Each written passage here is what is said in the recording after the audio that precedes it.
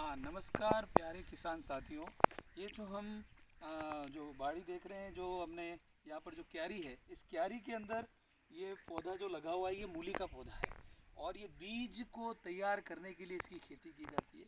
जैसे कि हम देखते हैं कि जो मूली की खेती है वो हम सितंबर से नवंबर तक इसकी बुआई करते हैं और करीबन 250 से 300 कुंटल तक इसकी 40 दिन के अंदर हमको पैदावार मिल सकती है। अगर हम 10,000 रुपये का खर्चा करते हैं तो उससे हम लगभग हमको 1.5 लाख तक की इसके अंदर मुनाफा हो जाता है। और बीजों की अलग से खेती की जाती है, तो बीज भी खेती के उपयोग में काम में लिए जाते हैं। जैसा ये पौधे के अंदर आप देख रहे हैं कि इसके अंदर जो फूल आ रहे हैं और साथ ही साथ इसके अंदर बीज बनेंगे फल के अंदर, और मूली को क्या कर दिया जाता है, पुनर्रोपित कर दिया जाता है और फिर दोबारा से इसके अंदर पत्तियां निकलती हैं।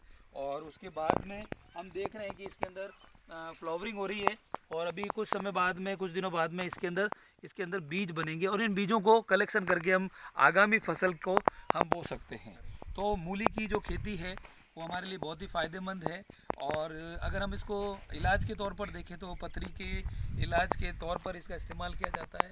इसको सैलेड के रूप में, सलाद के रूप में खाया जाता है और जिन लोगों को पथरी की समस्या है वो इसका सेवन करते हैं। और किसी को गैस्ट्रिक प्रॉब्लम रहती है, पेट के लिए भी बहुत फ़ायदेमंद होती है और बड़े ही चाव से लोग इसको खाते हैं।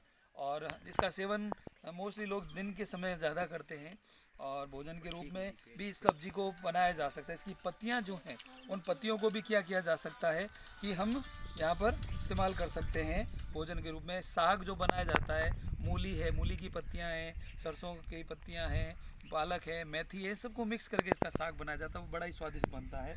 और ये हम बीज के लिए ये खेत को तैयार किया गया है और ये खेती हमारे लिए बहुत ही फ़ायदेमंद है। हम 10,000 से 1 से 1.5 लाख तक का हम इसके अंदर मुनाफा प्राप्त कर सकते हैं। तो किसान भाइयों के लिए बहुत ही फ़ायदे का सौदा है। और आप देख रहे हैं इसका जो तना है वो बहुत ही मोटा हो जाता है। जब इसको हम देखते हैं तो ये मूली एक जाइंट मूली के रूप में बदल जाती है, विशाल का है शेप के अंदर। और इसके ऊपर जो पत्तियां है, इसके ऊपर फिर बाद में सीडलिंग होती है और इस सीड्स को हम काम में ले सकते हैं। धन्यवाद।